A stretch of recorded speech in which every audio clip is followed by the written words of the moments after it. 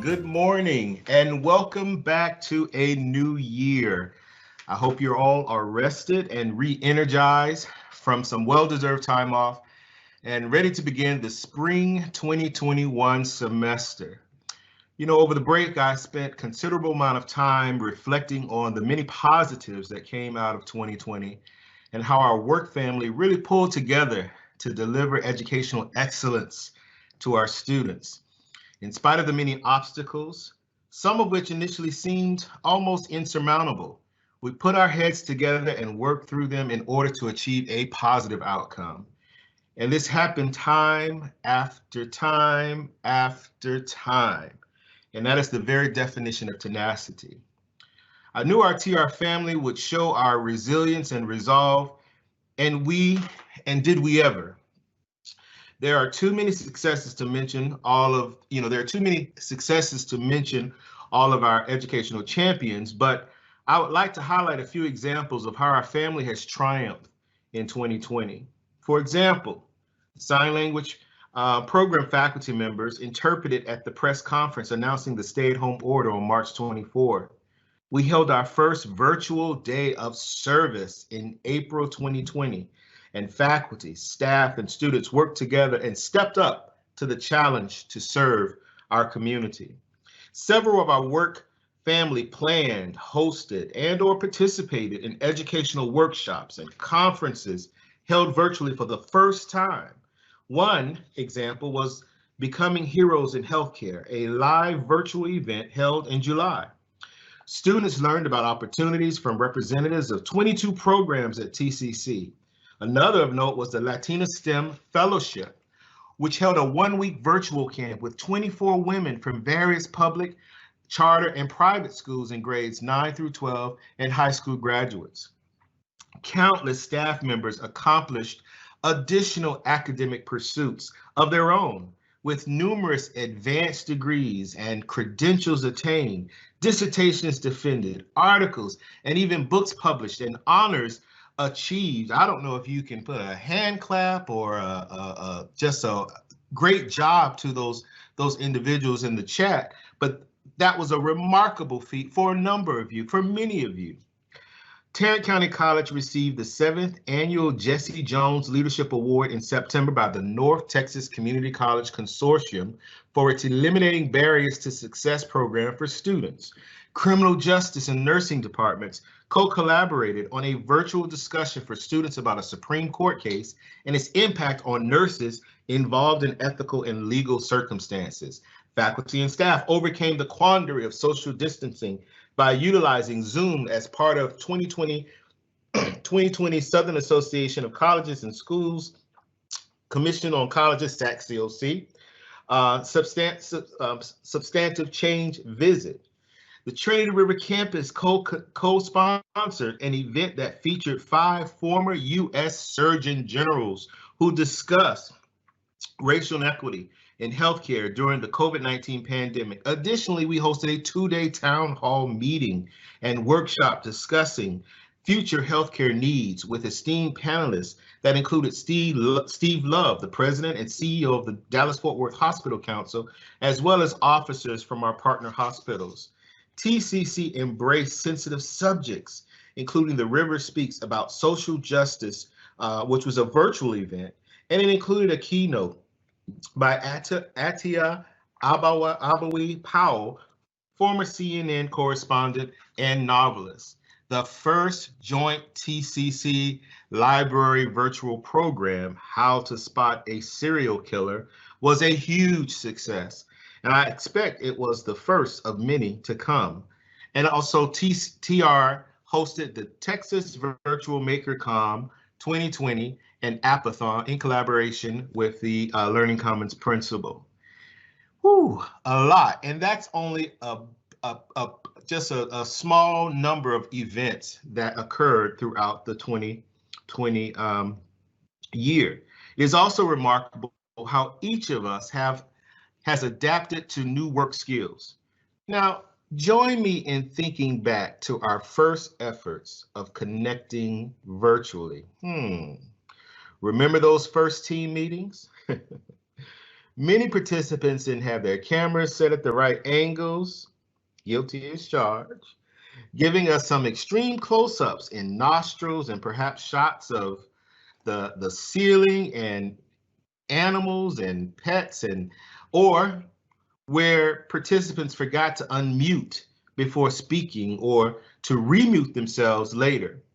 Or how about repeatedly asking, "Can you hear me?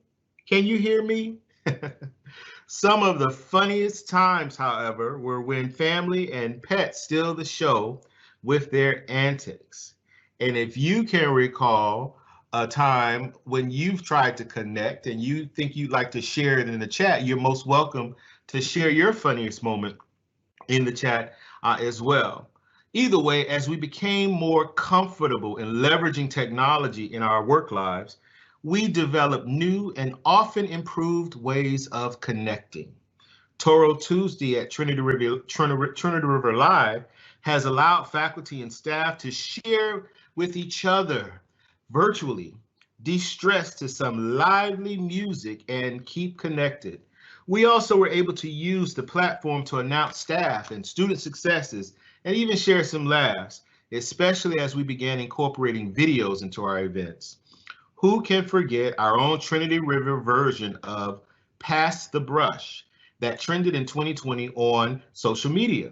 We will be featuring a special Goodbye 2020 video during today's Toro Tuesday Jazz Edition that you don't want to miss. Finally, we also enjoyed a virtual pumpkin decorating contest, costume parade, and a holiday send-off this year as well.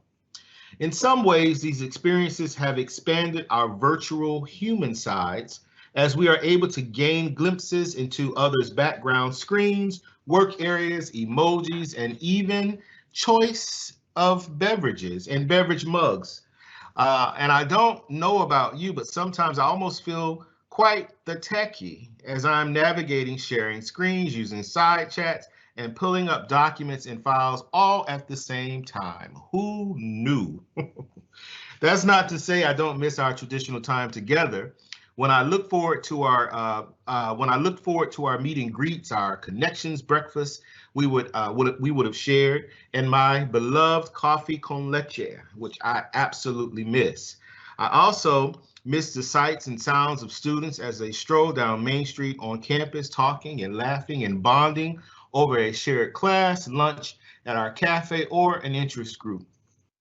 The time will come again when we will no longer have to social distance. We will have the option of working and teaching side by side. We will be able to visit our community partners and supporters and participate in in-person festivities and festivals and activities within and around campus. We'll be able to break bread together and to reconnect at conferences. But regardless of our current climate, I am confident in our abilities to educate and inspire.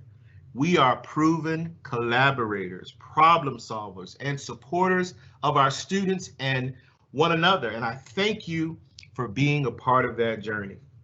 Now let's focus our lens on what lies ahead and how we can bridge the distance and continue to build partnerships with our students and community.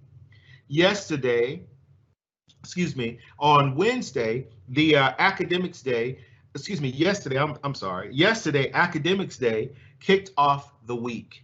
Award-winning author and an international speaker, Andy Masters, set the tone. His comments about crises, presenting new opportunities for innovation and solutions that result in transformations, is what a new semester is all about. I hope his talk sparked continued dialogue, how we can bridge academic, social, emotional, and cultural obstacles so that our students can achieve their academic goals in a learning environment that is much different than ever before. Connections Week also feature talks, workshops, and training, but maintaining strong connections is more important than ever. For the first time, tomorrow's Learning Symposium will include all TCC instructors, regardless of status. It is one of many, excuse me, it is one of many ways TCC is bridging the distance and continuing to act as one college that is student ready to serve our community. You know, as educators, we serve the community in many other ways as well.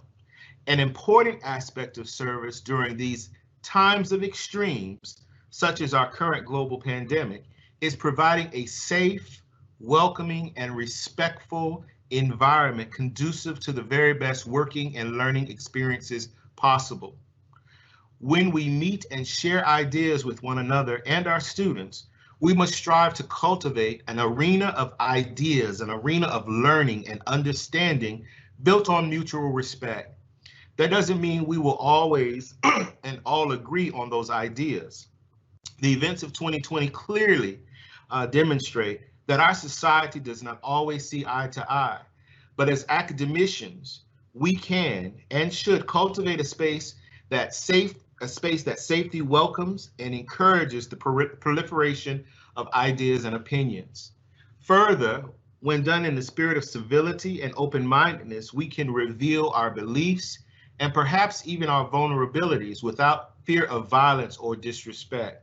Mahatma Gandhi spoke on this very topic simply saying, "Nonviolence is a weapon of the strong." It is critical that we remain strong and resolved to help teach the next generation about the respect of others' beliefs, respect of our democratic ideals, without succumbing to rage, abuse, and violence. After all, differences are what truly defines our nation and our humanity.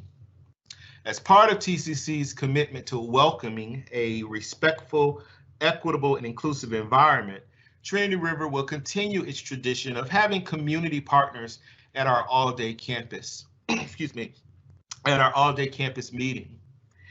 In the past, we've featured panel discussions and conversations with notable community leaders such as Carlo Capua, visionary entrepreneur and president of the Rotary Club of Fort Worth, Robert Early, president and CEO of JPS Health Network, Ken Anderson, senior vice president of Community Investment and Development with the United Way, Sandra Garcia, chair of the Hispanic Women's Network of Texas, and Betsy Price, who has served as mayor of Fort Worth since 2011. This year, Fort Worth native and community champion Quentin Phillips is our very distinguished guest. At this time, I would like to turn the program over to Christina Blevins, Director of the Surgical Tech Program and President-elect of the Trinity River Faculty Association, to introduce him and moderate the conversation. Thank you, and again, good morning.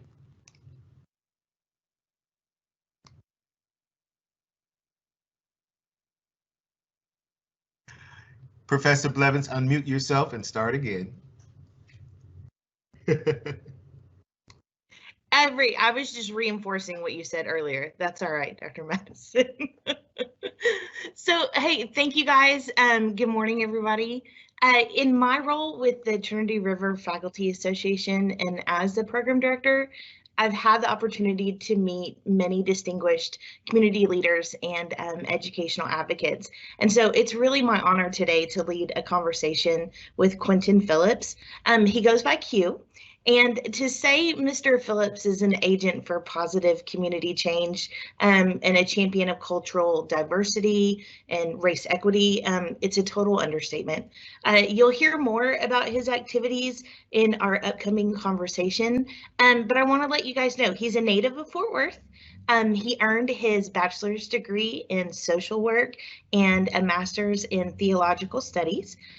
He's a founding partner of Community Frontline, and it's a nonprofit organization offering solutions for community issues and such. He's a professor of criminal justice at the Criminal Justice Department with Texas Christian University, and he also serves as the second vice president for District 3 with the Fort Worth ISD Board of Education. So y'all please help me welcome Q Phillips.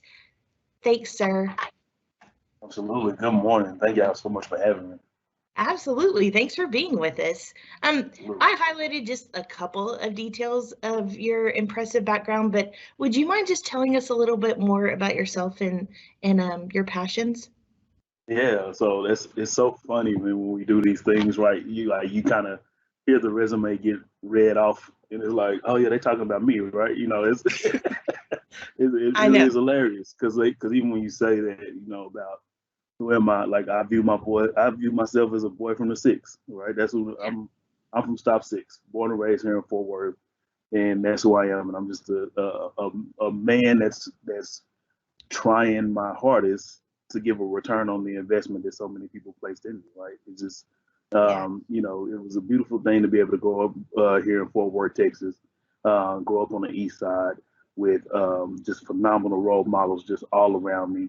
Growing up in a neighborhood where the legendary Judge Clifford Davis lives, legendary Robert Hughes, the person who helped mentor me, Christine Moss and Frank Moss, former city council person and former school board trustee, and just being able to see just so much excellence surrounding me, right? And so everything that I'm doing now is just trying to be a return on that investment for those folks who poured into me.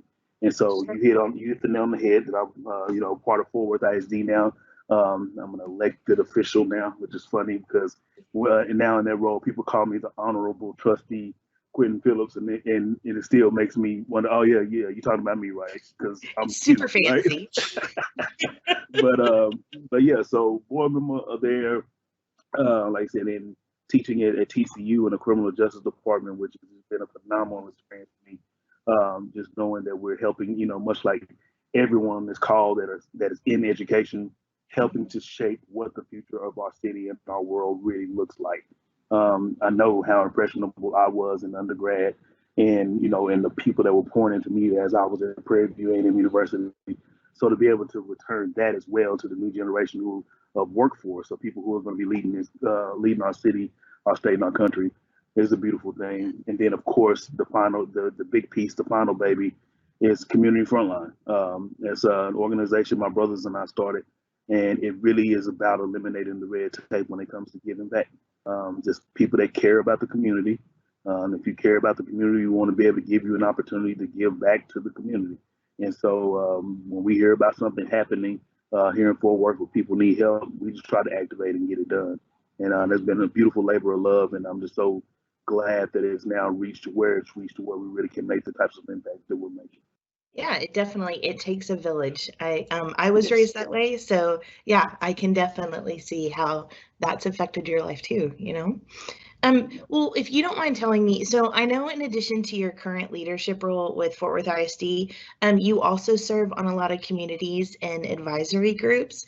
And so I know about steering community and advisory council member for that Paul Lawrence Dunbar Young Men's Leadership Academy and Race Equity Community and Task Force.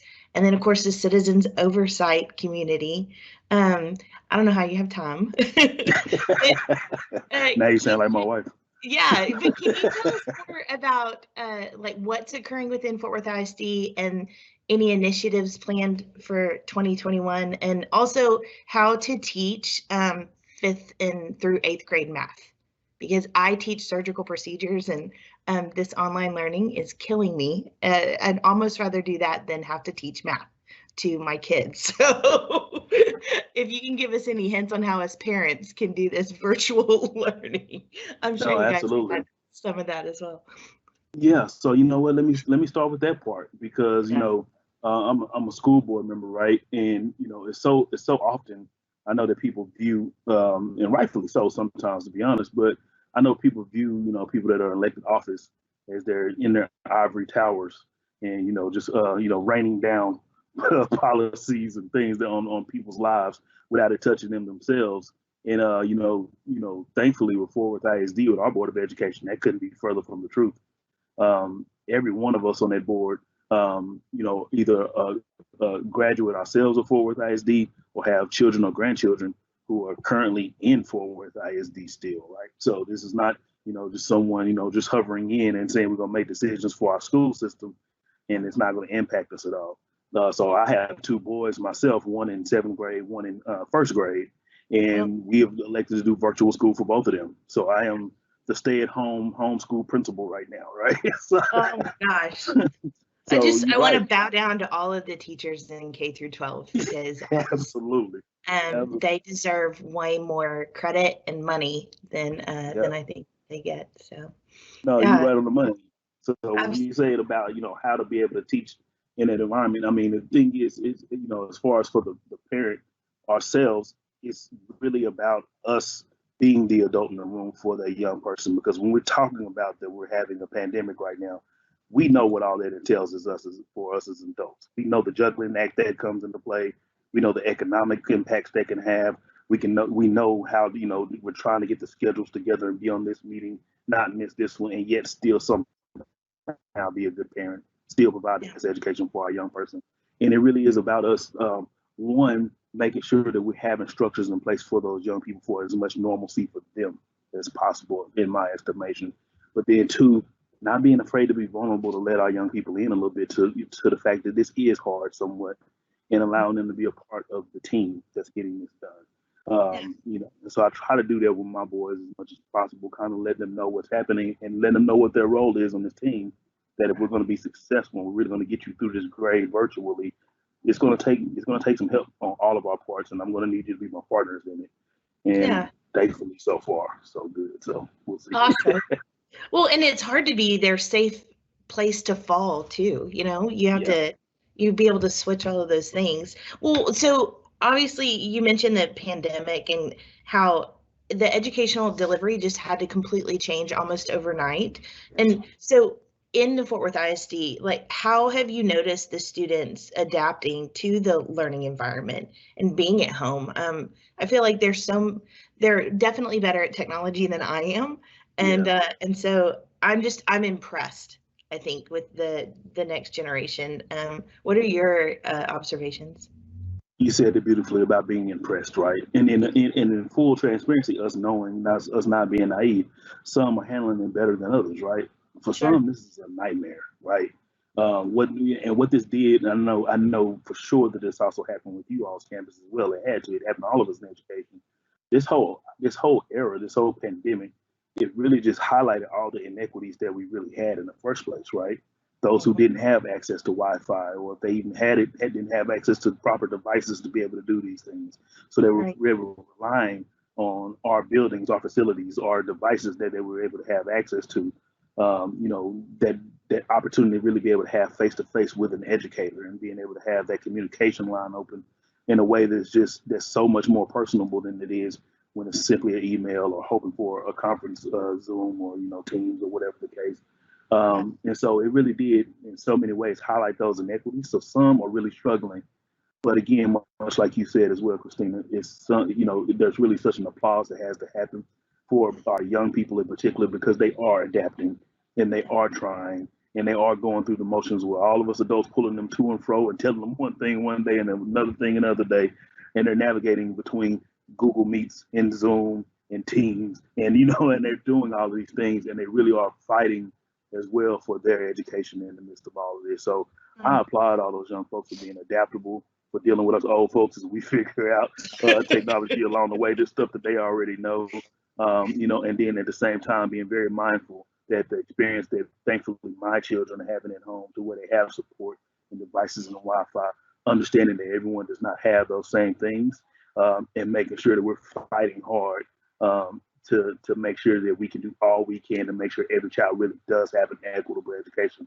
because they deserve it, and this pandemic was thrust upon them. They didn't bring it upon themselves. Exactly. Well, and so Trinity River and campus, especially through TCC, has focused a lot on the social inequalities and injustice that, as you said, this pandemic has highlighted. And just if we talk about just the hierarchy of needs, I mean, some of these kids don't have food at home. Home may not be a safe place for them. And I think that relates not just to the kids in like our K through 12, but our college students as well. Coming to class and having a healthy kind of discussion and knowing that you're going to get food and knowing that, it's conducive to learning. Those things are all huge challenges. And so obviously there are going to be students that fall behind during all of this. How are you all addressing those challenges? So one, understanding that there has to be a level of grace associated when it comes to this now, right? That first semester, much like many institutions, it was much more on just the pass fail type deal when it came to that, that spring 2020 aspect when everyone just really didn't know what was going on. It was like, okay, it's going to be very difficult in that moment to be able to give out some numerical grade when there was so many factors going into whether this child was even able to access what they needed to be able to get it done. And of course, having to move back into a more traditional model when it came to now fall 2020, now as we go into spring 2021. But with that being the case, understanding that there has to be some level of grace. What this really means is that educators, we just have to have a level of humanity when it comes to this and understand that there's extraneous factors that's going on. Even though, young people do have, college students or high school, whatever level it may be, we understand at all times they have a life outside of our classroom and everything, but it's never more apparent than it is right now. And so there has to be a level of grace. There has to be a level of thinking outside of simply how is this assignment conducted or did they get this in on time or whatever the case. Doing those real check-ins on their humanity with those young people and then understanding and being able to tailor our curriculum or tailor our expectations towards was this young person really trying to engage and do what they could do for their education in the midst of everything that was happening, and understanding that that's equally as important as whether or not they spelled something correctly on a particular document, right? So it's not lowering the expectation at all, it's just shifting the way that we're viewing what's happening with them along the way to make sure that they're getting everything they possibly can need. Yeah, I think the word for 2021 should be grace. You said it so well, grace not just for our students, but for each other. And I also think that maybe it just took the blinders off, that education just isn't learning the material in the textbook, but it's realizing that we can do this.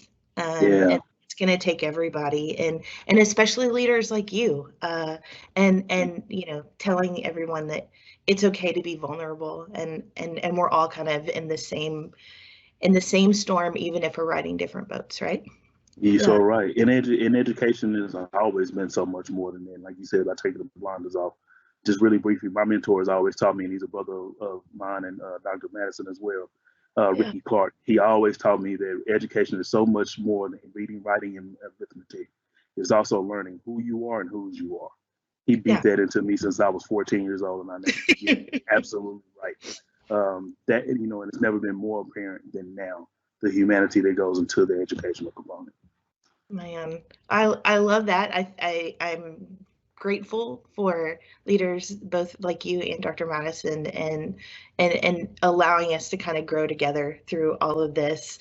I think that there are probably a whole lot of patterns and parallels, like between the ISD students and the college students.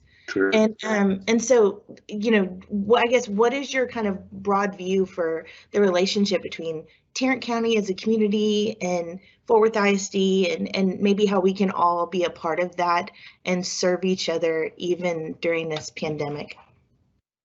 Absolutely. And, the biggest thing is that just making sure that we're not so territorial and within our silos, right? Awesome. There's so many things that Fort Worth ISD can offer with our, 180 something buildings and 11,000 employees that we have within the city, and access to these young people who we very well know and we're hoping and trying to prepare for higher ed with you all, right? So there's so much that we can offer there that we need to be making sure that we offer up and really not be stingy with, but really try to make sure that we're collaborative on our end. And then it's the exact same thing vice versa on the end when it comes to TCC. There's so many things that higher ed can offer, and so many facilities and ideas and so much access to things that we don't have within our, K through 12 model in which we're operating under. So we got to get out of the silo. It can't be territorial. It can't be that I'm trying to make mine better and you can't have mine. It really does have to be, we're all in this together. And then when we really look at it, we're serving the exact same clientele, because I'm truly hoping that my young person who is deciding to stay local in Fort Worth, I want them to be at a TCC campus for the first couple of years, receiving an associate's degree or whatever the case with you all. So we need to prepare them as best as possible to be a great product for you all to continue to mold. And now we're building great citizens, right? Yeah. So it just has to be that collaborative spirit and heart, get out of the territory and just making sure that we understand that this is all of ours together. And together we really can, make Fort Worth and Tarrant County exactly what so many of us envision it being. Right. I love that. I think that it's been wonderful just to have a conversation with someone else that's also in education and maybe just outside of TCC, and know that you all are struggling and thriving and growing just like we are. So in this time of virtual learning, any type of connection, I think, is a total blessing. So thank you so much for being here today. And I know it was a short chat. I wish I could get to know you even more. Indeed. Yeah, but we're very grateful for everything that you're doing, not just to support our community, but to support the students that hopefully will become surgical technology students. I'm just saying, but I'll settle for any TCC student. But we're just thank you. I'm grateful for you, and I wish you and your family health in the upcoming year. And I'm going to speak for Dr. Madison, but we're here if y'all need anything. And we'll serve you just like you all are serving us. So thank you very much. Indeed, I appreciate it, and thank you for thanking me. But let me, as we close up here, thank you all seriously, because so much of what particularly those who work behind the scenes, so much of what you do is indeed thankless, right? People just see systems rolling and just feel like that's the way it's supposed to be.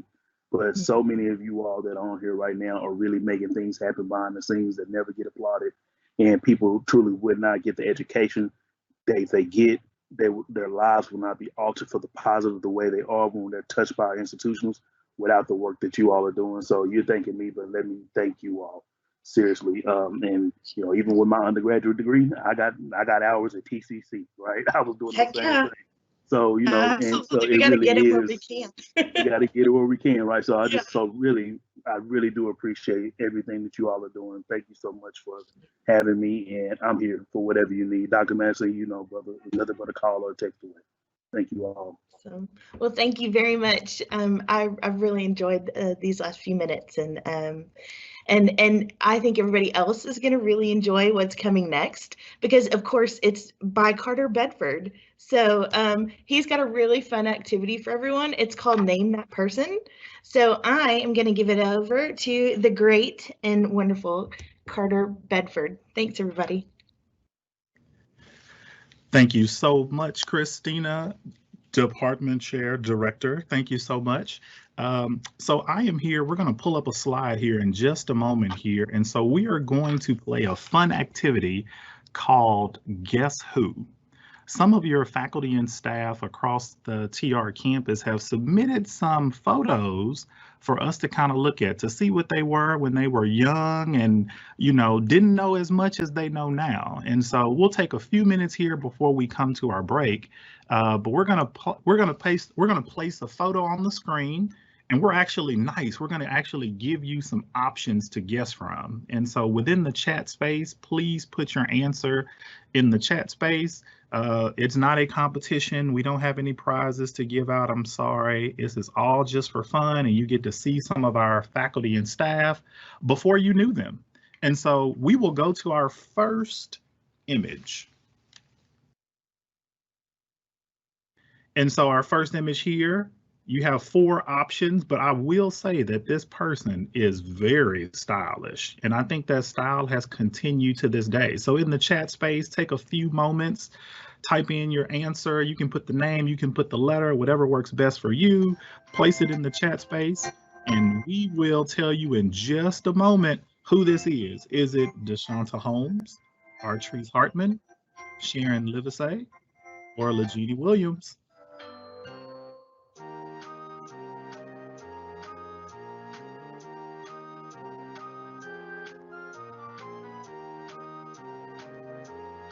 The first person I saw answer was an A.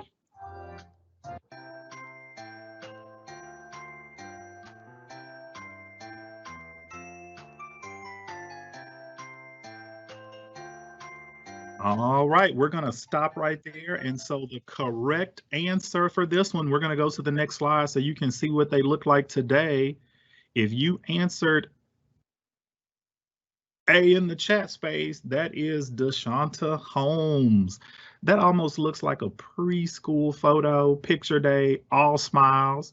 I think that smile is exactly the same. So if you looked at the smile, then you would have known exactly who that was. So I see a few folks there. I see Christine Hemingway, Laura Escamilla had that answer correct, Yolanda Fansler. So a couple of folks there in our chat space did get that answer correct. There are more of you, but I can't read everybody's name. Next up. Oh, who do we have here? This is a young princess that I will say is still a princess to this day. Is that Tara Furman?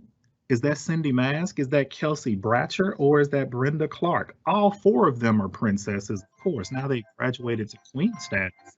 But who is that? Put your answer in the chat space, and we'll give you about 15 seconds to answer that question.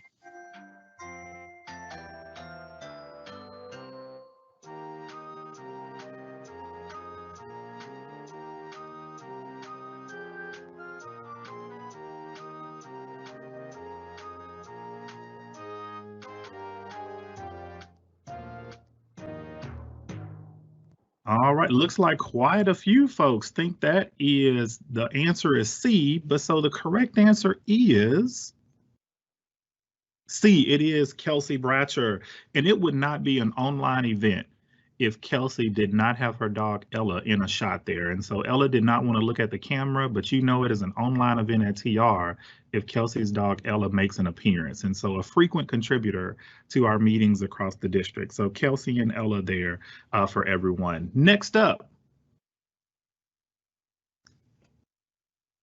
This one is, we're focused on the young lady in the front. Who's obviously pictured with a sibling. But so we have 4 answer choices there. So who is this young lady? Is it A? Is that Marsha? Kristen Wright? Ophelia? And as we know, Ophelia as Fran Bacon. Or is that Dr. Deidre Turner? Who is that? Put your answer in the chat space, please.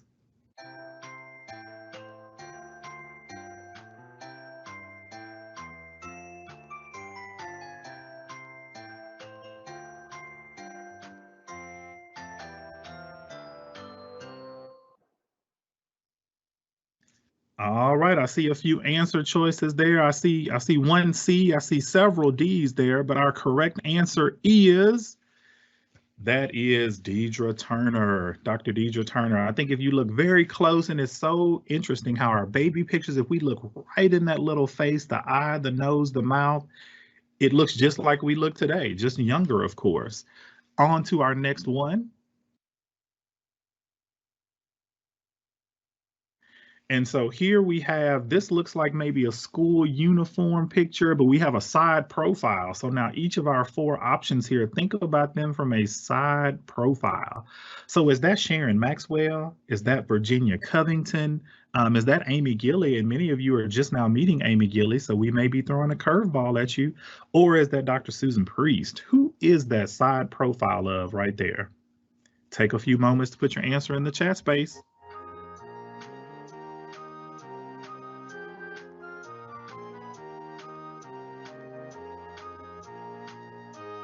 I see quite a few folks think that is Susan Priest. Couple more seconds there for your answers.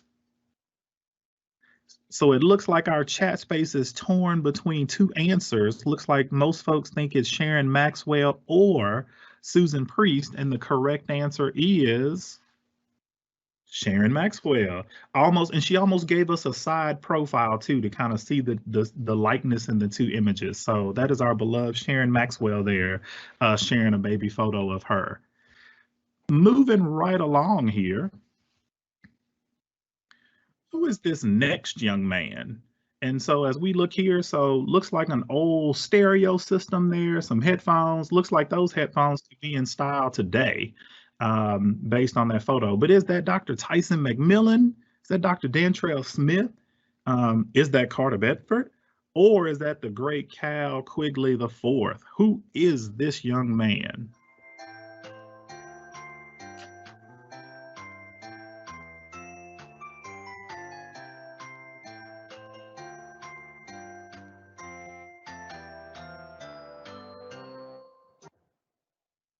I'm seeing a couple of, so it looks like we got some answers all over the place from kind of what I'm seeing on this end. So it looks like a few folk thinks that's Dantrell Smith, a couple Tyson McMillans, a couple Carter Bedfords. Well, that is none other than myself. That is me, Carter Bedford, listening to my dad's stereo system, which I probably broke soon after this photo was taken. So not going to go into that, but I do remember this image and what happened after that image. Maybe that's for a conversation at a later time. Next up, we have a couple more as we move towards our break because we do want to respect your time and we want to make sure that we give you some time to decompress from our morning session. So 4 options here. I mean, spitting image when I saw this photo. But is that Christina Avalar? Is that Gina Morales? Is that Dr. Jeanette Laredo? Or is that Yolanda Fansler? Who is this young lady? Again, it's in the eyes.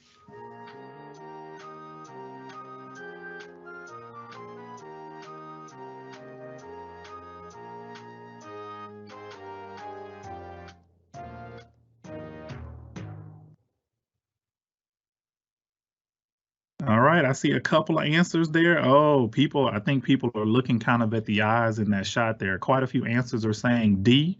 That is correct. That is Yolanda Fansler there, looking identical to that younger photo of herself.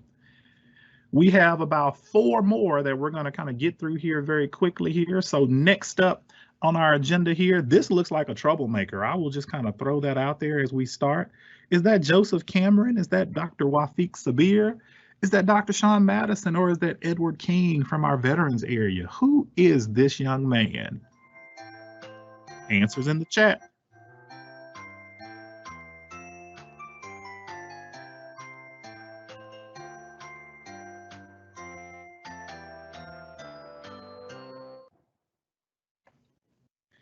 I love one of the comments there. Julie mentioned someone headed for a life of crime for sure.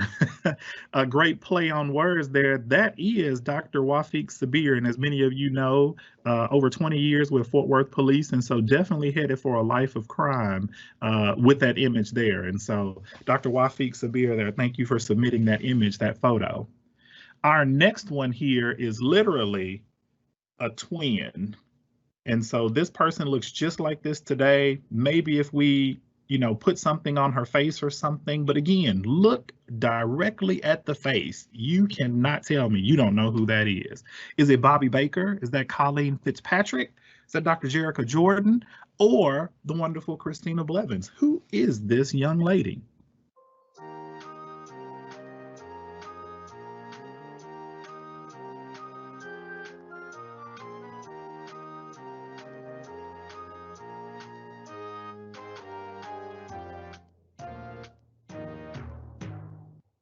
I'm going to think that one of those answers that mentioned Dr. Madison just came in super late.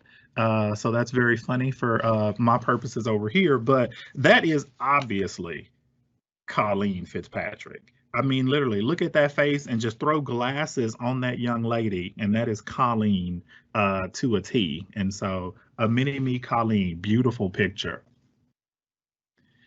Again, as we keep going through our photos, I mean, literally, these folks look like the staff today, just younger. So our next one here is up with a nice pair of overalls. When is the last time we saw a kid in overalls? Geez, but handsome young man there. Is that Dr. Tom Mills? Is that Professor Chad Woolley? Is that Mr. Eddie Brassard? Or is that Dr. Mark Ely? Who is this young man? Answers in the chat, please.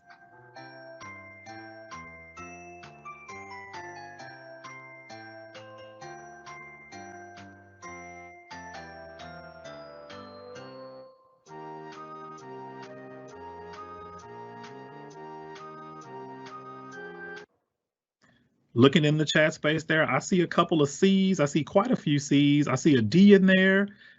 C, no doubt. That is Mr. Eddie Brassard, and I would argue if he put a picture of his son up, there is a strong resemblance to little Oliver and little Eddie there. And so Eddie there repping the overalls. Eddie, I think I may have had a pair of those overalls too. And I know we are not the only ones who may have had those overalls once upon a time.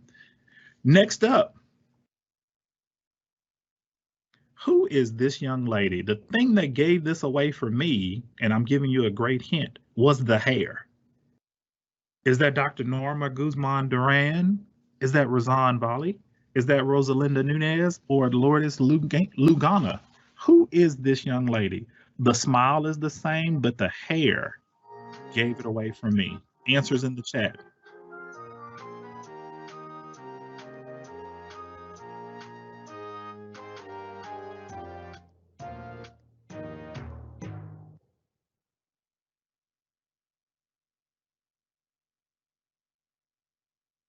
Seeing some answers there. I see quite a few C's pop up. I love when the answers come in late and we moved on because I just saw an answer pop up said Eddie. But moving forward, so the correct answer here is B. And so for me, the hair gave it away. So Razan, our program director for MRI, our MRI program director, right there on our image there. And so thank you for submitting that. Next up, we have we have two left, and we're going to be inching up towards our break here. So who is this young lady? Take a moment, take a good look at that face there. You may be able to place it there. Is that Angela Hall? Is that Tanya Pigluski? Is that Becky Stats or is that Hannah Wilson? Who is this young lady?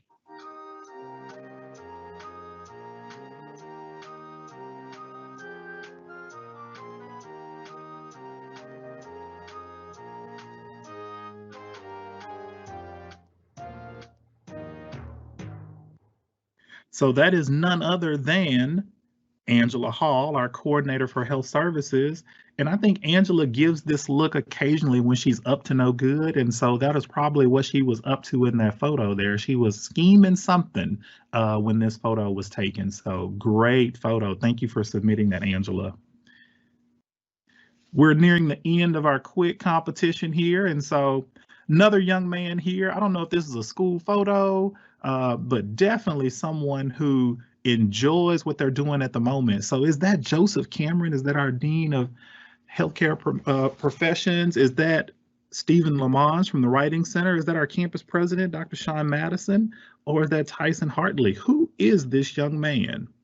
Take a moment, answers in the chat.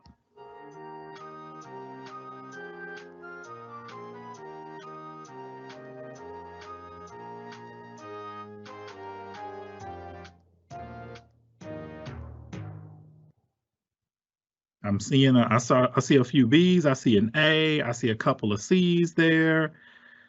Last but not least, that is our campus president, Dr. Sean Madison there, representing the checkered shirt there, which I know was a staple in my collection as well. And so I want to thank everyone for submitting some photos here. Thank everyone for participating in our chat space. It's kind of great to see we all look the same, from our baby pictures to our adult photos, and kind of getting a glimpse back into who we were before we were the folks that you saw here. And so thank you everyone for being here. Thank you everyone for listening and participating. Welcome to 2021. And I am going to turn the floor over to our campus president, Dr. Sean Madison. Thank you so much. Thank you, Mr. Bedford. And I would argue that some of us still don't look the same. I'd like to think I have my teeth now. So thank you for that. And thank you, everyone. We certainly want to acknowledge, again, our community guests, and also Professor Blevins for facilitating, or moderating rather, a dynamic dialogue. So thank you. At this time, we have a few updates, and we're going to begin with one of our newcomers to our team. And that person, as you all know, Dr. Pete Portillo was the interim executive director for community education and engagement for a short time. And then he transitioned back to his department to work on a major project for the college. So moving forward, we have another interim. His name is Dr. Randy Jackson, and he's going to come at this time and introduce himself and give a quick update as it relates to CEE at this time. So, Dr. Jackson, I'll turn it over to you. Thank you, Dr. Madison. As many of you may know, I am not a new face to Tarrant County. I was previously with the Connect campus. It is my honor to be returning to TCC in this role. As far as updates with the CEE department, it's me. I'm the newest update. In addition to someone that I would like to take time to introduce as well, and that would be Jessica Fluentes, which is going to be our new coordinator. At this time, I'll turn things over to Dr. Mills. Thank you, President Madison, and welcome aboard, Dr. Jackson and Ms. Fuentes. It's great to have you on our team. And welcome back, everyone. It's great to be back rolling up our sleeves and going to work to help improve the lives of our students. That's why we're here. At this time, I'd like to introduce you to a few folks who have come on board in academic affairs since we met last fall. Firstly, please join me in welcoming Dr. Amy Gilley as the Trinity River Dean of Humanities. Dr. Gilley began her tenure in November of last year. Dr. Gilley recently served as Director of General Studies at Arkansas State University, Querétaro in Mexico, where she taught art history and promoted initiatives and student success strategies. She has written, published, and presented both internationally and nationally on topics from the digital humanities to architecture theory and history. In addition, she has written and produced original plays and films. In 2013-14, she was a Fulbright Scholar at the University of Mostar, Bosnia and Herzegovina, where she taught American Studies and conducted research. A recent NEH grant allowed her to study Native American ethnohistory, which is her current research focus. She has a PhD in architecture research and design from Virginia Polytechnic and State University, in addition to a PhD and MA in dramatic arts from the University of California, Santa Barbara. She also studied landscape architecture at Morgan State University. Obviously, we are thrilled to have such an accomplished person join our team. Welcome aboard, Dr. Gilley. We also have some new academic affairs teammates with us. David Andrews and Sierra Berry recently joined our nursing faculty. Lourdes Laguna is our first full-time instructor of ESOL. Yvette Lyons and Avion McGee are new instructional associates. And Dr. Kirk Oda is our first ever full-time associate professor of GIS. And Maurice Saavedra recently joined our computed tomography program. Again, welcome to Trinity River, everyone.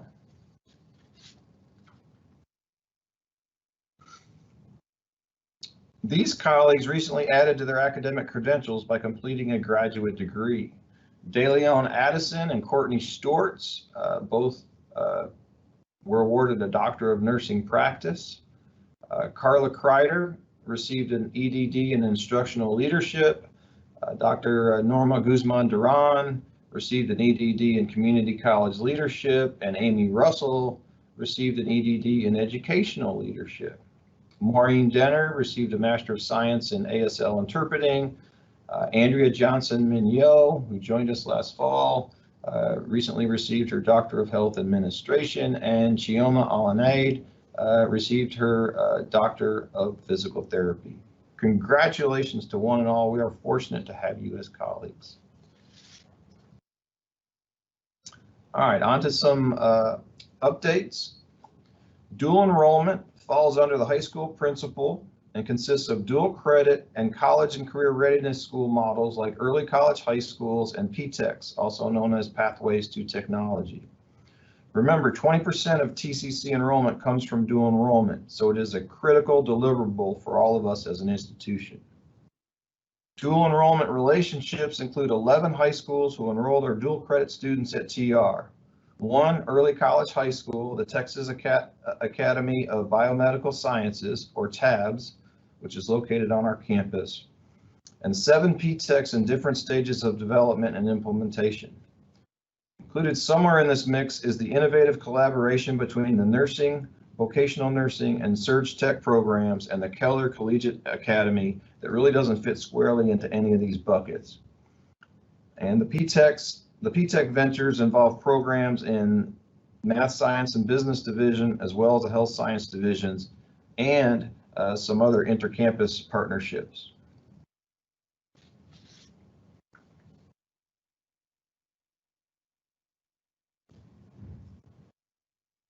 Guided pathways are being implemented and are here to stay to benefit our students.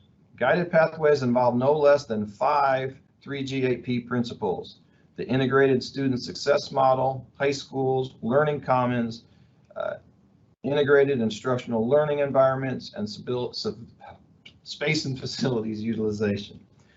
The Guided Pathways model is an integrated institution-wide approach to student success based on intentionally designed, clear, coherent, and structured educational experiences informed by available evidence that guide each student effectively from their point of entry through to attainment of high-quality post-secondary credentials and careers with value in the labor market.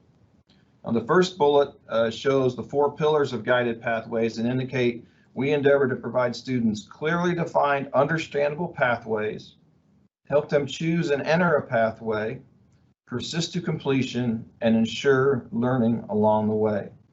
Program mapping associated with Guided Pathways in the Associate of Arts degree is currently underway and nearing completion, and the degree clusters shown in the second bullet align with TCC pathways as well as Texas high school endorsements. What about academic partnerships? In addition to our ongoing partnerships with ISDs and clinical sites, we have productive partnerships with a variety of community and industry leaders. For example, one of the most visible partnerships is with Tarleton State University, who appears to share space with us, happens to share space with us on this campus. A wide range of articulation agreements and innovative partnerships are currently under development, including medical laboratory technology, histotechnology, and many others to come. We also partner with the TCU University of North Texas Health Science Center School of Medicine on things like interprofessional practice, immersive learning, pharmacy tech, and hopefully more to come. We partner with many community college healthcare partners to provide our students hands-on clinical experiences, including 37 nursing clinical sites and more than 600 health science clinical sites. We collaborate with Tarrant County Health Department on various ventures, including assisting with community vaccinations. Nursing recently added Arizona State University to its growing list of 7 partner institutions offering our nursing students the ability to pursue a bachelor's in nursing and an associate's in nursing simultaneously. The nursing program has also developed work-to-study partnerships with Medical City and JPS, in which employees of those organizations are supported in their pursuit of degrees. All right, Learning Commons. The first ever Learning Commons Winter Summit kicked off with an engaging presentation from Dr. Mary Lee Bresciani Ludwig from UTA's College of Education on interactive learning and in Learning Commons. The summit continues as over 200 staff continue working on 6 tracks on topics such as creating instructional videos, empowering others through technology, and universal design for learning. Special thanks to our TR colleagues for helping make this event a success: Jeanette Boylan, John Nemo, Susan Smith, and Tracy Soto. Device distribution for students continues through the library. Please visit the library website shown in the chat or contact library for details. Learning centers, libraries, and supplemental instruction are all up and running for the spring semester. The SI schedule is posted and will be updated as SI sessions are scheduled. If you want to know if SI is supporting your subject this semester, please check out the SI web page shown in the chat. I encourage you to refer students to these great services. SI and the Learning Centers are using Blackboard Collaborate, and students can reach the library right on the library website. Also, keep an eye out for awesome students in your classes. If you think they might be good candidates to work for SI, the Learning Centers, or library, send the students their way. These are truly amazing services that many colleges cannot afford to offer, so please consistently encourage students to use them to their advantage. What about grant activity? Current Trinity River grant activity supports the integrated instructional learning environments and integrated student success model principles. Dr. Jerica Jordan was recently awarded almost $5,000 to implement open educational resources in composition classes at TR.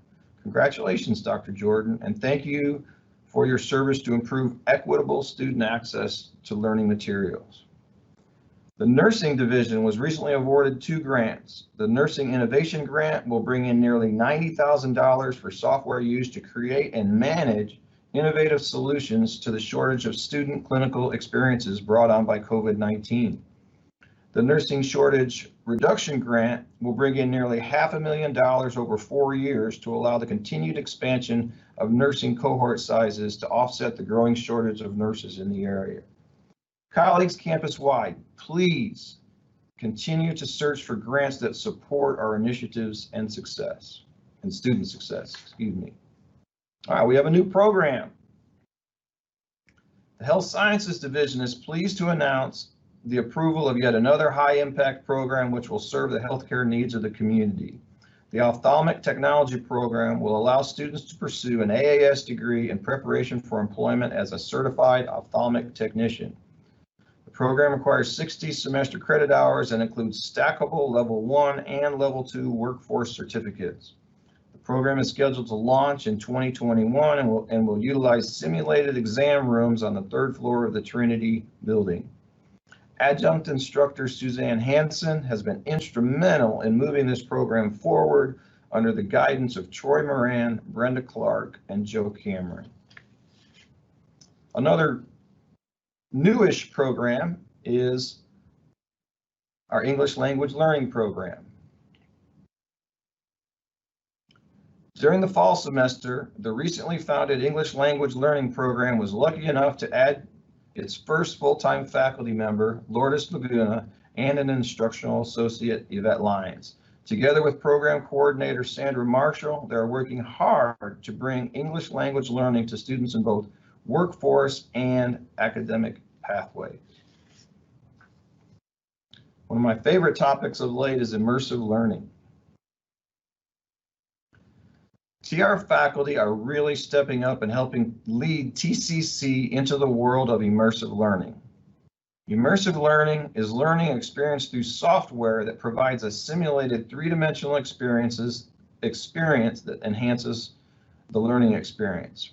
With the help of immersive learning goggles, augmented reality overlays computer-generated images on top of the user's current surroundings. Virtual reality creates an entirely simulated environment for the user. Not only are AR and VR extremely powerful for learning, in many fields such as health sciences, they are increasingly being used to actually do the work, meaning these technologies are here to stay. Keeping TCC on the forefront of this emerging technology takes work. Nursing faculty Rebecca Titus, Shannon Dancer-Edwards, and Cheryl Turner will be experimenting with HoloPatient software using a HoloLens 2 this spring. Candice Torres and Zuzana Garcia, Anatomy and Physiology faculty, will be experimenting with HoloAnatomy, and they've already been using Visual Body software in their classes since the onset of COVID. Candice and Zuzana will be promoting the use of Visual Body college-wide with the Biology ACT in the coming months. The Humanities and Health Science divisions are also experimenting with the possibility of using HoloLens 2s in their divisions this year. Stay tuned as faculty consider the best ways to harness the power in this expanding field. Another great accomplishment was the publication of our first literary magazine, Roots and Reflections. Dr. Jerica Jordan and Janae Corrado, Associate Professors of English and Art, respectively, serve as co-advisors for Trinity River's literary magazine, Roots and Reflections, which recently published its first issue.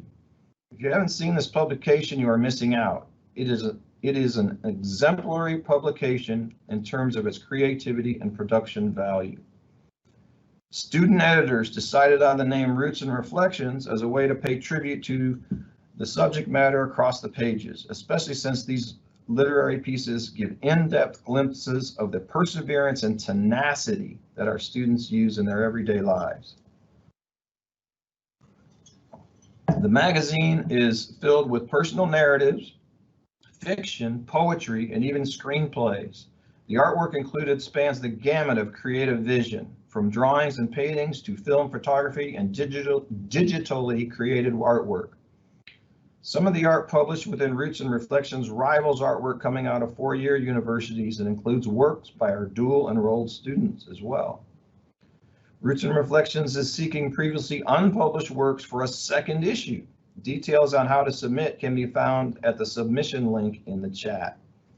Submissions are due by January 19th. You can view the first issue of Roots and Reflections through the link also found in the chat. Congratulations and thank you to Janae, Jerica, and all the contributors for a job well done. MakerCon. MakerCon 2020 was a result of a collaboration between Library Services, Humanities, and the Math, Science, and Business divisions under the leadership of its champion, Danelle Tubes. Dr. Divya Illumalai, Dr. Johansson Kiano, and Janae Corrado also contributed from the Humanities division and Math and Science division. The event, hosted by Trinity River Campus, October 19th through the 25th, attracted 88 educators and school administrators who learned how to add making into their curriculum and participated in networking sessions with other maker-minded folks. In conjunction with MakerCon, TR also offered students an appathon taught by computer science instructors Drs. Tyson McMillan and Vel James, in which 26 participating students learned how to design an app and competed for scholarships in the process. Students who designed the 3 top apps produced at the end of the 4-day event were awarded $100 TCC scholarships.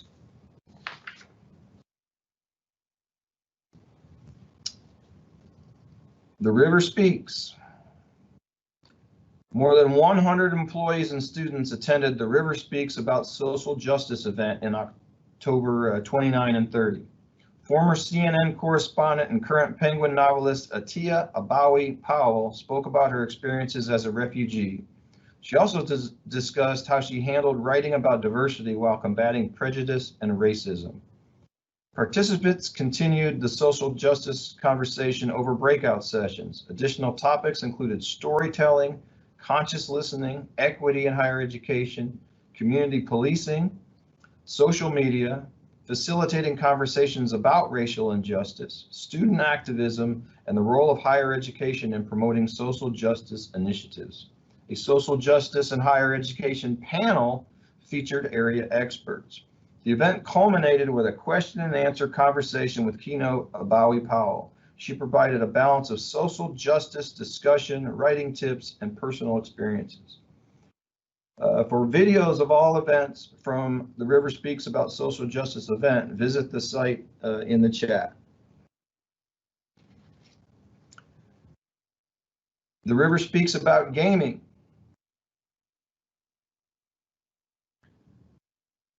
Will be this spring, when participants from across the TR community will have the opportunity to explore how gaming impacts life inside and outside the classroom. Students will be exposed to different pathways to careers in gaming, and faculty will learn how to integrate gaming into their curriculum. Please try to attend, and please encourage student attendance. This will be a fantastic event. And then my last slide is a plug for the first year faculty experience. The experience is a result of a college-wide collaboration between James Gills from the Center for Teaching and Learning, stakeholders from every campus, and various constituencies, including human resources and student development services. Dr. Jeanette Laredo, the TR Coordinator of Academic Support Services, leads TR involvement in the program designed to onboard, educate, and provide a sense of belonging to new full-time faculty. The inaugural cohort is about halfway through the year-long program that is mandatory for incoming full-time faculty. With that, and at this time, it is my distinct pleasure to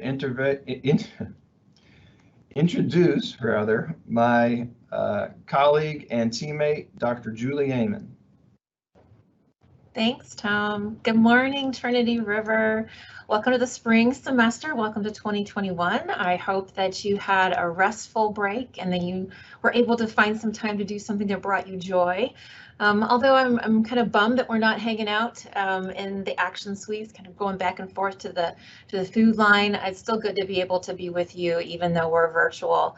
This morning, like my colleagues, I'm going to take a few minutes to highlight some of the things that we were working on in SDS in the fall semester, let you know a little bit about what's coming up in the spring, and then also take a little time to highlight some of the things that we've learned about the experiences of our students and discuss how we might be able to best support them in their learning, their engagement, and their success, and also their well-being moving forward. So we're going to go ahead and dive into letting you know what some of our fall semester has been like. I can tell you that we did spend a good amount of the fall semester doing hiring. We actually had a lot of vacancies, and so we actually have 8 new staff members in SDS. We coming from advising and counseling, the new Student Welcome Center, Career Services, SDS, Student Activities, and also the Intercultural Network and Student Conduct and Prevention Education. So welcome to the Brittany's, welcome to Liliana, Holden, Daisy in her new role, to Maria, Legine, and Kiana. And we're really excited to have you as part of the team. In addition, our friends in SDS in financial aid and also admissions and registrar also welcome new team members. So welcome to Crystal, Dress, and Jeneth. We're excited to have you as part of the Trinity River family. So one of the things that I also want to let you know is that we have new staff coming. We're not done hiring yet. We've had some additional vacancies, and then in counseling, CTE advising, in our SAR office, in our testing services area, and then also we're also building the whole staff for our new TRIO Student Support Services office. So by the time we meet again in the fall semester, we'll have a whole bunch more slides to be able to share with you, and hopefully we'll be able to meet in person at that point in time.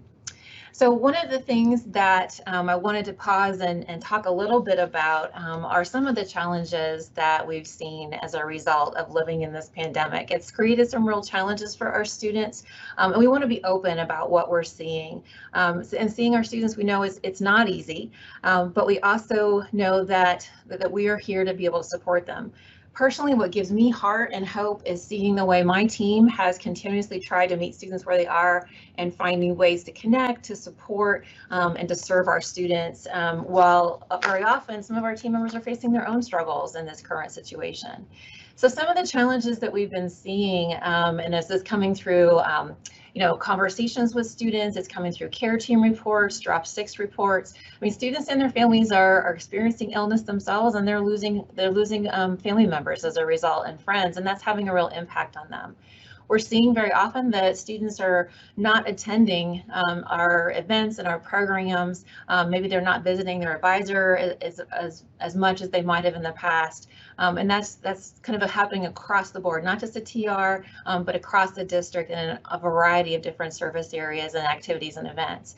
We also are seeing that there are increased needs in terms of food and housing security, financial challenges students are facing. We're seeing that in the applications for our Student Emergency Assistance Fund, where use of the HERF grant, and also because coming up in our care team reports that we very often hear from our faculty.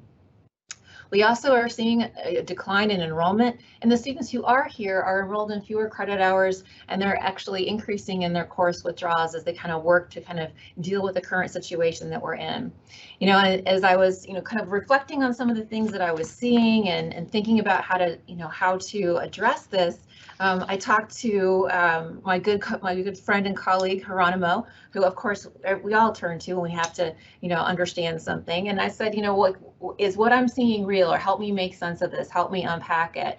And when we had our conversation, we talked about the fact that if students were having difficulties before, our current situation is just exacerbating those. So if they were living in a stressful environment, juggling lots of work or kids and those kind of things, it's just going to make it harder in this current context, especially as we're doing mostly remote schooling and the back and forth and the changes.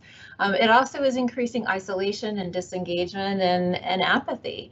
And we're also seeing, and when students are facing these kind of challenges, is that they seek out help less, unless or until they make it a priority or feel some sort of sense of urgency.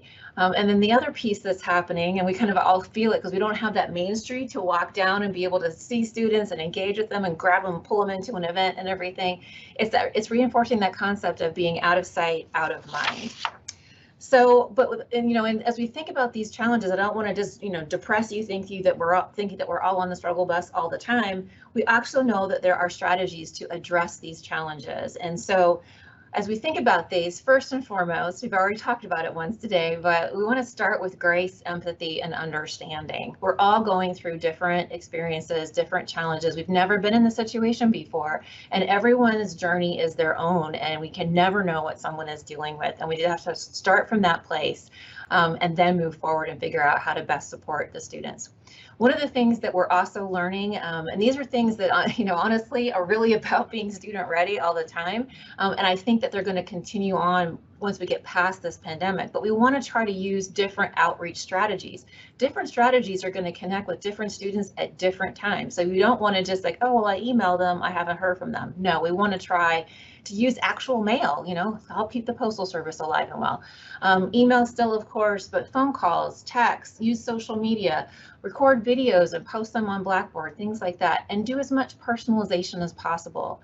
We also, in going back to my conversation with Geronimo, if a student does reach out, if they do realize that something is a priority or they feel a sense of urgency, to the extent that's possible, we want to respond to that student as soon as we possibly can, whether that's inside the classroom or out, so that we can try to seize that moment of opportunity and try to engage and connect.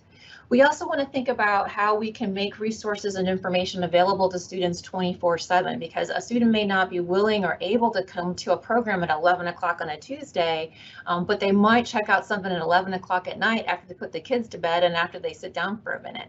And so thinking about recording programs, workshops, discussion boards, whatever it might be, trying to make things available 24/7. Adding content to both our TCC websites as well as Blackboard pages so students can access that information when they're available. We also want to make sure that students don't have to hunt around to figure out how to get a hold of us. We want to make that as obvious as possible, whether that's in your syllabus or ICR, on your Blackboard page, in flyers that are associated with events, in emails, help students understand all the different ways that they can connect with us. And to the extent possible, let's think about creative ways that we can incentivize participation. Why should students come? What kind of benefit will they accrue? Gamify things. Let's add some fun to things. And also remember that we have an incredibly diverse student population, and that diversity means that we want to engage students in diverse ways. So not everybody might like a game show, right? But other students might like a different type of format. So to the extent possible, diversify the way in which you're engaging students. And I think that we'll be able to meet more students where they are. I am pleased to say, though, that in spite of these challenges, that we were able to really see some wins in this time frame. So we did see increased collaboration and innovation in the spring or in the fall semester. And that was not just at Trinity River, because we are awesome at that, but across the district as a whole. So across the district, SDS is really coming together to deliver programs to all students at TCC.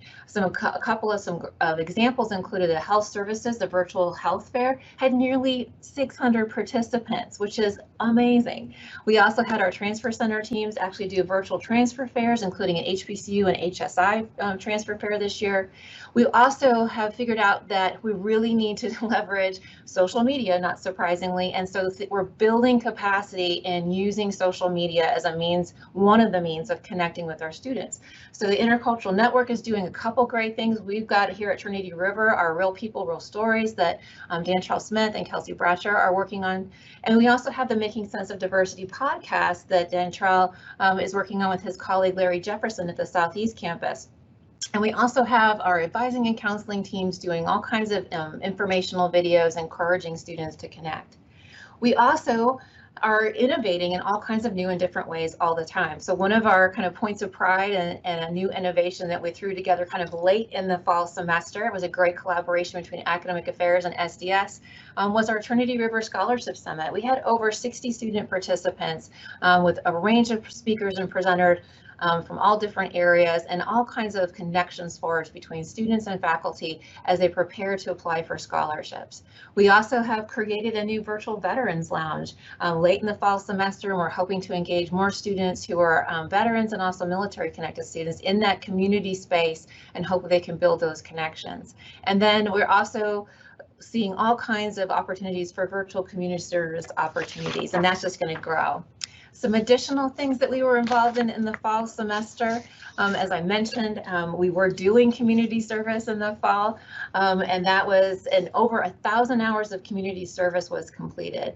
While that was happening, our career services team was taking on with their colleagues across the district a new student employment model, including the launch of a prototype.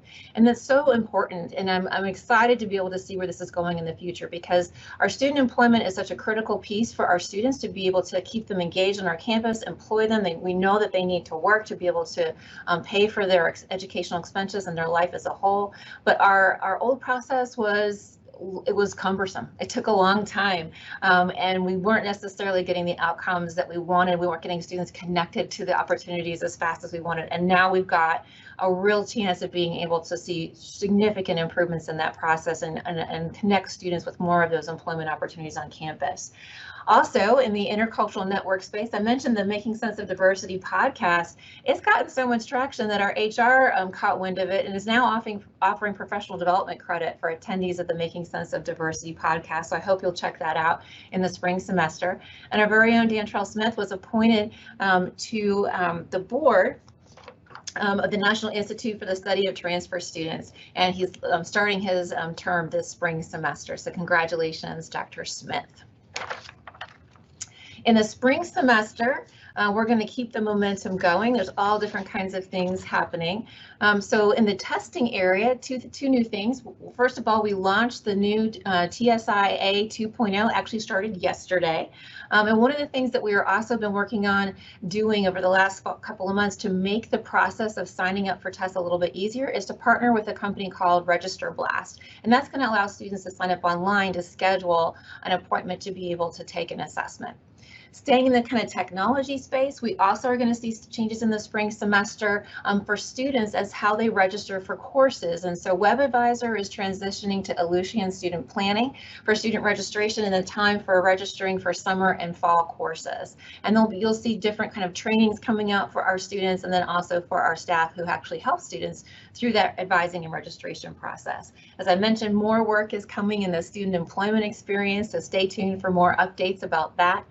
And we definitely want to try to make sure that we are bringing our student veterans and our military connected students into that new virtual Veterans Lounge that we created. In addition, we're going to continue to see community service opportunities in the spring semester, virtual community service opportunities. And the next slide. We also are going to be doing some virtual recreation sports opportunities. This is an area we've been trying to build some capacity in. We had just had some awesome success, and then the pandemic came, kind of ruined our plans to kind of partner in the community and everything. But we decided, okay, that's okay. We can still do virtual recreational sports, so we're doing that. We'll see more information about that in the spring. As I alluded to, we're going to see increased collaboration across the district and a lot of the SDS units in trying to make sure that we're engaging all of our students and connecting them to the great opportunities that we're putting together. And as Carter Bedford said, we are leadering it up in the spring semester with all different kinds of leadership opportunities. We had great success in the fall semester in our Trailblazer Leadership Academy, and because we're cool and we lead the way, the district's going to take that on and expand that area, and we're going to see more leadership opportunities across the district. And also, we're going to be looking at another initiative here at Trinity River, the Pathways to Executive Leadership as well. And then, not not to leave aside another leadership opportunity, Dantrell Smith and the Intercultural Network is piloting the Intercultural Network Social Justice Ambassador Program this spring semester. Really excited about this. It engages students in all kinds of learning opportunities on such an important topic, also engages them with NCORE, and we actually have 16 students who have signed up and are going to be part of our inaugural class as part of this pilot. And I also have to give a huge shout out to our 8 faculty staff mentors for going on this journey as well. So excited to see what that's going to bring throughout the spring semester, and be excited to bring back those stories in the fall when we come together again. We also this spring, our students are going to see some changes in the student conduct process. Why? Well, we're trying to be more student ready. We're trying to decrease the recidivism and trying to also increase student learning. We want to shorten the amount of time it takes for students to get through a student conduct process, and also make sure that we're increasing the efficiency with which we engage students in the student conduct process, which really does need to be an educational process for students. The kinds of changes that we're going to be seeing are changes in how we're going to actually go through the conduct process in terms of resolution. We're creating an informal resolution process, which makes a lot of sense because honestly, when students meet with Tim, probably about 90% of them, when they meet with them, they're like, yeah, I did it. I'm sorry, you know, and then right now they have to go through another meeting and wait to meet with me, and that's no fun because my schedule is crazy, right? So we're actually going to have an informal resolution process, which will allow us to jump right into that education right away and shorten that time to resolution. We also have some changes in the student conduct and appeal administrators, and we've also just tried to make it easier to understand for our students. The language very often is kind of legalese, and we've tried to make it a little bit easier, more approachable, more accessible to understand. And also in the spring, I hope that you will engage with Dantrell and his team in the Intercultural Network, and definitely bring your students, encourage your students to participate as well. The Making Sense of Diversity podcast, you can find that on the Trinity River SDS Blackboard page. And then also, if you're on Instagram, follow them at Intercultural Network and check in on Tuesdays and Thursdays at 4 p.m. And, you know, very much, I think that they might be looking for people to interview as part of that Real People, Real Stories. So look for an email and see how you might participate in that as well. In the fall semester, when we touched base last time, I had announced that we were just had gotten the TRIO Student Support Services grant. So you're going to see a lot more activity for TRIO Student Support Services in the spring. As I mentioned earlier, I've been working on the hiring process. So hopefully by the end of the month, we'll actually have a director and an advisor in place, and then we'll move on with the rest of the hiring. The office redesign is happening as we speak. So the paint's in, the new carpet's in, furniture's coming in next week. We've also redesigned the TRIO Student Support Services website. So I encourage you to take a look at that website, learn more. And then I'm going to need all of your help in actually referring students to our inaugural cohort.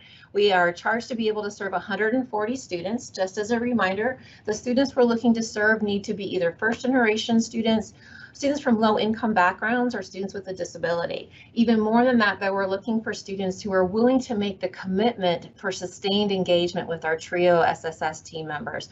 We need students who are going to be committed to meeting and connecting with their advisor every month, who are going to take advantage of the tutoring that we have, who are going to join us in being intentional and mapping out that course or that path to achieving their educational and career goals, and to be able to take advantage of all the learning opportunities that we have for them. So to do that, we also created a web-based referral form. I hope that you will take a look at that referral form, and then refer students to us who you think would benefit from the wraparound, holistic, ongoing support that the TRIO Student Support Services program provides. And I appreciate you in advance for making sure that you do that. And as we kind of move forward, I just, as I think about asking for you to help with referrals, I kind of paused and thought about this whole concept of help and where we are and everything like this. We're all in this together. We all have, I think, shared goals. We want our students to learn, to thrive, to feel supported, to achieve their educational goals.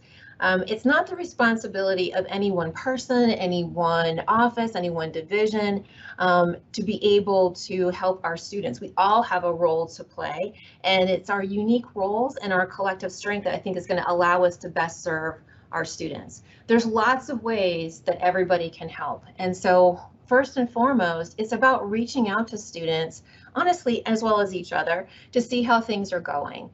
Very tangibly, yes, we could make those referrals for the TRIO Student Support Services, but in all the different ways that you in your particular role are able to engage students, please encourage them to participate in programs and events and to use the services and resources, and tell them why it makes a difference.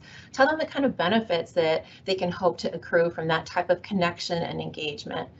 And then always, if you're encountering a student who is presenting an issue, or you're not really sure how best to help them, please reach out to me and my team members. Certainly Tim Cason is a great place to start, but let us know how we can be of assistance, how we can serve the students.